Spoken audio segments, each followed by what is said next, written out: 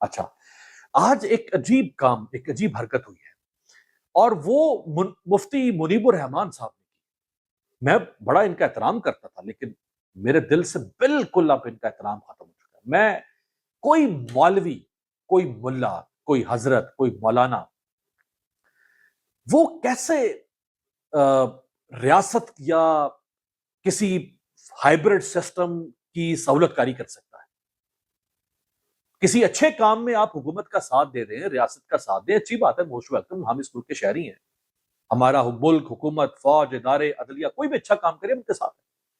لیکن اگر hybrid system کو غلط کام کر رہا ہو تو کوئی مولانا، وہ بھی مفتی اعظم خود کو کہلاتا ہو، وہ کیسے اس کی تائید کر سکتا ہے؟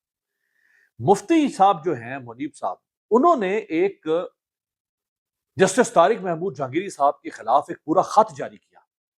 میں جلدی سے، ممکن ہے آپ کی نظر سے گزرا ہو، میں جلدی سے اس خط کی دو چیزیں آپ کے سامنے رکھوں گا اور پھر میں اپنی رائے آپ کے سامنے دیتا ہوں۔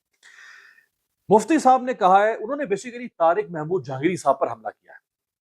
اچھا، انہوں نے سہولت کاری کی ہے ان کوششوں کی،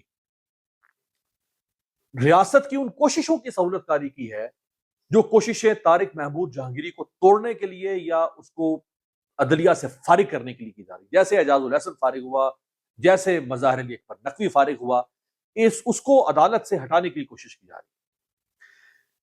اس کوشش کی سہولت کاری کر دی ہے مفتی منیب نے۔ اور مفتی کا کیا کام ہے کہ وہ ان کاموں کے اندر آ کے کودے؟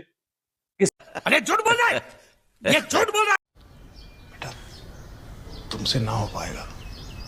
اے اٹھا لے رے دیوا، اٹھا لے رے بابا۔ کون ہیں یہ لوگ؟ کہاں سے آتے ہیں یہ؟